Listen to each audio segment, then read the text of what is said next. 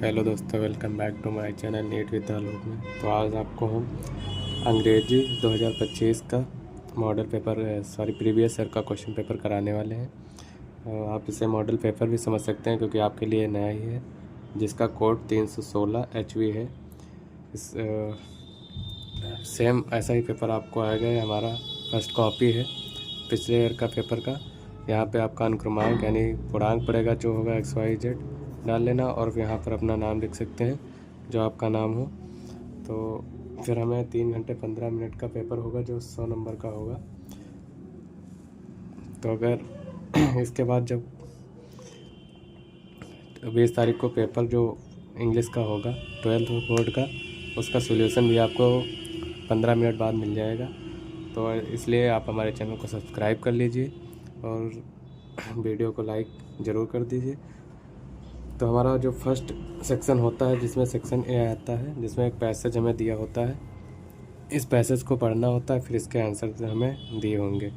इसमें लिखा है कि read the following passage carefully and answer the question the follow, यानी पैसेज को पढ़ना है और इसी में से ढूंढकर हमें इसके आंसर भी लिखना है।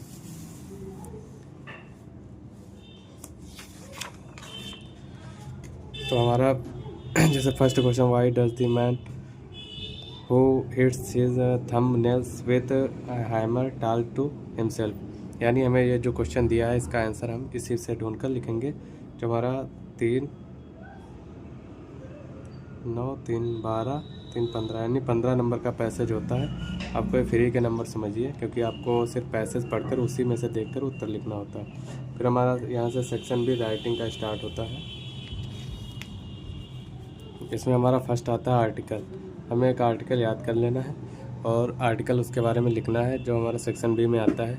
लिखा है right an article one any one of the following topics in about 100 into 500 words, यानी 100 से 150 शब्दों में हमें एक आर्टिकल लिखना है, जिस पर हमें 3 दिए होंगे। एक पर लिखना है जो 10 नंबर का आता है। आर्टिकल में roles of women in democracy, फिर सेकंड है live and let live others, फिर है सॉल्यूशंस ऑफ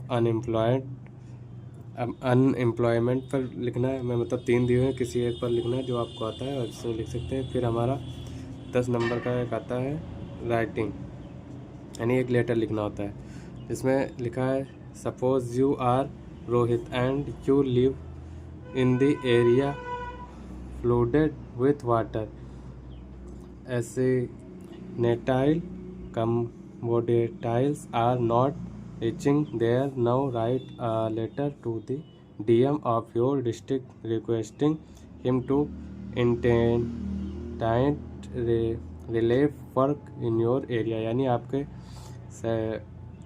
आपके एरिया में अगर पानी का रोड पे आ जाता है, फ्लोटेड यानी पानी बह रहा है सड़कों पर, तो उस पर आपको DM को एक पत्र लिखना है। आप इस पर लिख सकते हैं जो 10 नंबर का आता है, या अथवा में यानी और दिया हुआ आप ये ना आता हो तो सेकंड वाला कर सकते हैं। Write an application to the principal of your college requesting him to give you an opportunity to take part in the college cricket team.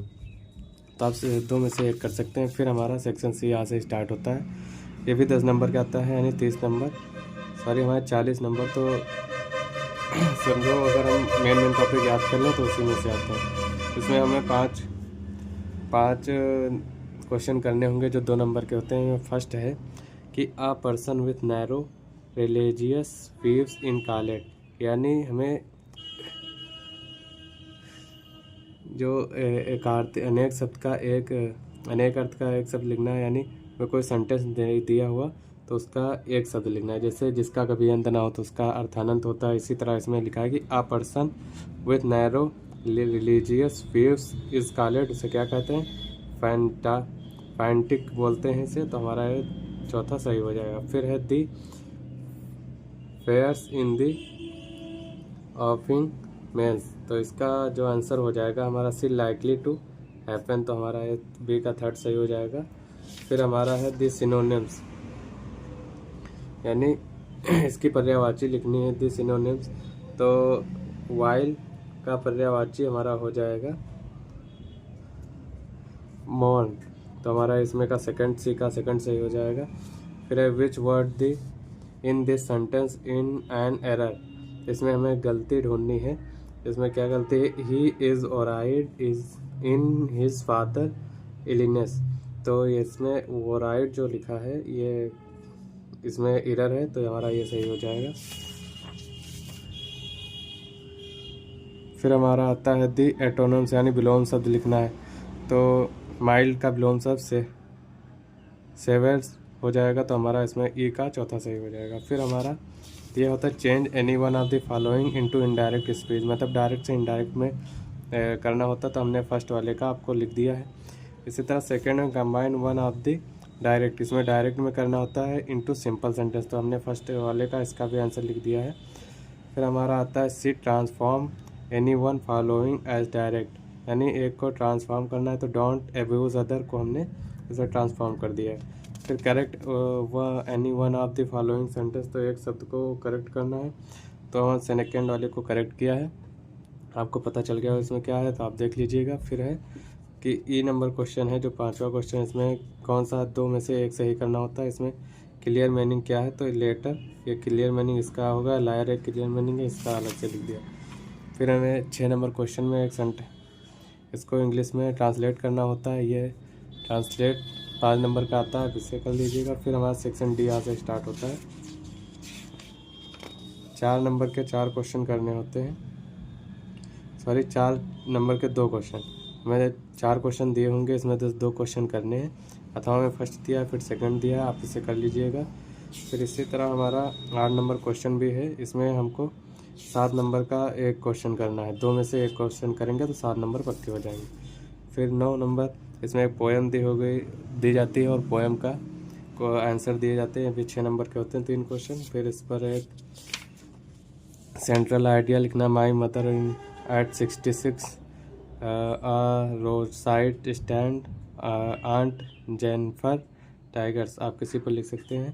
फिर 11 number question, answer the following question of 40 word, मतलब 2 question 4 question है, इसमें से 2 का answer देना है A B में, तो उसके 4 नंबर के ए भी हो जाएंगे 8 नंबर। फिर 12 नंबर क्वेश्चन हमारा आता है एनीवन, मतलब 7 नंबर का एक क्वेश्चन होगा जिसमें 2 में से एक का आंसर देना है।